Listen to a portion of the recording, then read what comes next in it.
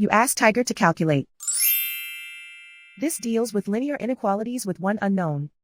The final result is x greater than 3. Let's solve it step by step.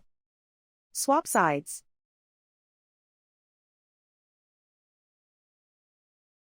Isolate the x. Divide both sides by -4. Whenever you multiply or divide by a negative, reverse the inequality sign.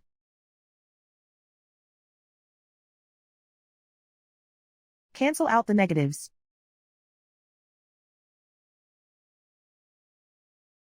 Simplify the fraction.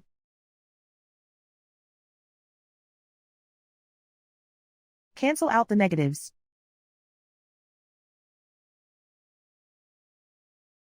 Find the greatest common factor of the numerator and denominator.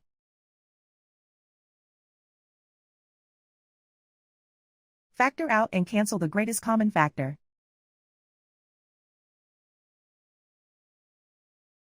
Plot the solution on a coordinate grid. And so the final result is x greater than 3.